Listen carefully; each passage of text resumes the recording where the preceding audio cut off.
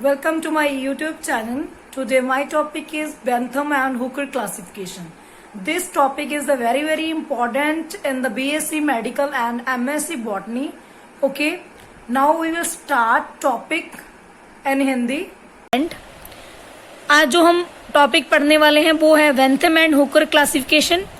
सबसे पहले हम देखेंगे कि इस क्लासिफिकेशन के बीच हम क्या क्या पढ़ेंगे। सबसे पहले पढ़ेंगे हम इसको किसने डिस्कवर किया और इसके सेलिएंट फीचर क्या हैं और मेरिट और डीमेरिट क्या है। मेरिट और डीमेरिट का क्या मतलब है, एडवांटेज और डिसएडवांटेज, इसके कौन कौन से लाभ हैं और कौन कौन सी हानि है।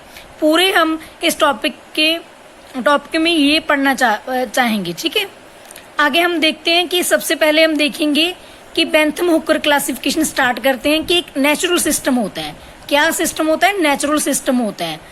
जो बेंथम हुकर क्लासिफिकेशन है, दो साइंटिस्ट ने डिस्कवर की। इसके क्लासिफिकेशन के नाम ऊपर ही है, देखो, George Bentham and George Dalton Hooker. Two scientist हैं ये। जो जॉर्ज बेंथम है, इसने 1884 में काम किया है इस क्लासिफिकेशन के बारे में, और इसने काम किया 1817 एंड 1911। जो जॉर्ज डाल्टन हुकर था उसने 1817, 1911 में काम किया। मैंने आपको पहले बता दिया। ये क्या था? फर्स्ट डायरेक्टर था of royal botanical garden England में। ठीक है, इंग्लैंड में ये डायरेक्टर था। और इसके बाद क्या हुआ, जब इन्होंने ये क्लासिफिकेशन पूरी कंप्लीट कर दी, इन्होंने डिस्क्राइब किया, कंप्लीट करके 3 वॉल्यूम जेनरा बनाया, जिसका क्या नाम है? प्लैंथेरम। ठीक है, इसे पब्लिश्ड किया लैटिन में ड्यूरिंग 1864 एंड अप्रैल 1883। अगर आपको क्वेश्चन आता है, पहले तो पूछेंगे, अगर आपको कॉम्पिटिटिव एग्जाम में भी आता है, आपको पूछा जाएगा डिस्कवरी किन्होंने की, कौन सा सिस्टम है, आर्टिफिशियल या नेचुरल। जहां आगे वो पूछेंगे कि जो इन्होंने जो जेनरा बनाया है, उसका नाम क्या है? प्लैंथेरम। ठीक है, मोस्टली ये क्लासिफिकेशन वर्ड में यूज की जाती हैं। Best system for the student to identify plant. ये जो क्लासिफिकेशन है वो बेस्ट सिस्टम है कि जो स्टूडेंट हैं इजिली आइडेंटिफाई कर सकें प्लांट्स को। आगे हम इसके देखते हैं सेलिएंट फीचर। सेलिएंट फीचर में हम क्या देखेंगे कि जो हम पढ़ेंगे बेंथम एंड हुकर क्लासिफिकेशन में, जो हम पढ़ेंगे सीड, और वो उसमें सीड प्लांट्स होंगे, जहां हम उसे बोलेंगे फेनेरोगैमस। इसमें हम कितनी स्पीसीज देखेंगे?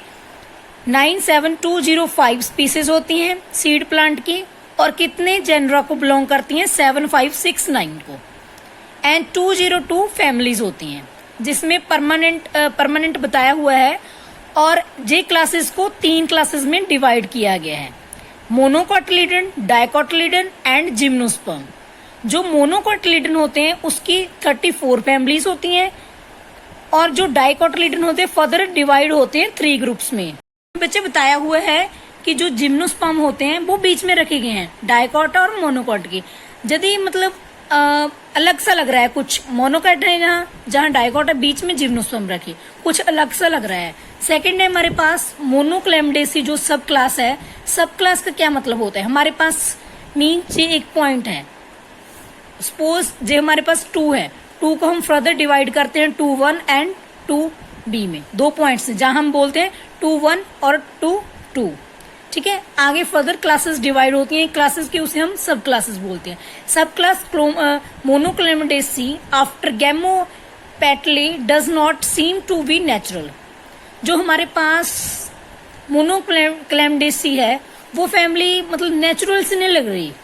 ठीक है, आगे हमारे पास है सब क्लास मोनोक्लेमडेसी इज क्वाइट आर्टिफिशियल। वो ये बात आ गई कि एक डुप्लीकेट से लग रही है ये।